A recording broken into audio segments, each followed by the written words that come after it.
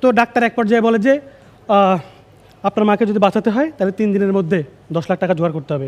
নায়ক বলে যে আমি পারবো, আপনি আমার মাকে বাঁচান, আমি প্রয়োজনে ঠেলা গাড়ি চালায়া, আমি প্রয়োজনে ইট ভাঙবো, আমি 3 দিনের মধ্যে 10 লাখ টাকা এনে দিচ্ছি। এটা বলে আপনাদের শেষ হয়েছে? অনেক ডিস্টার্ব করতেছে। এটা বলে নায়ক ঠেলা গাড়ি নিয়ে বের হয়ে যায়। ঠেলা গাড়ি নিয়ে এসে বের হয়ে গেছে, ঠিক আছে? কেন? 3 দিন এসে 10 লক্ষ টাকা জোগাড় করবে। ঠেলা গাড়ি চালাইতেছে, পাশে একটা ঠেলা গাড়ি ওভারটেক করতেছে।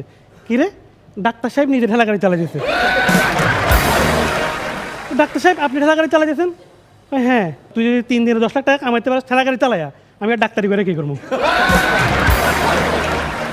বাংলা মুভি ডাক্তারগুলো দেখেন অদ্ভুত অদ্ভুত অদ্ভুত সাজেশন দিবে। হ্যাঁ, নায়কের মায়ের থুতনি মুতনি ফাটে গেছে সিঁড়ি দিয়ে পয়রা, ডাক্তার কাছে নিয়ে গেছে, টেস্ট চেক আপ সব করছে, করে বলতেছে হ্যাঁ দেখেন আকাশ, আপনার মায়ের 2টা কিডনি নষ্ট হয়ে গেছে। নায়িকা কোমায় আইসিইউতে, ডাক্তার আসছে, এসে বলতেছে হ্যাঁ রোগী তো শুধু আকাশ আকাশ বলে ডাকতেছে, এক্ষুনি আকাশকে নিয়ে আসুন, নাহলে ওকে বাঁচানো সম্ভব না। আইসিইউতে রোগী, এটা বলে আকাশ আসলে ভালো হয়ে যাবে।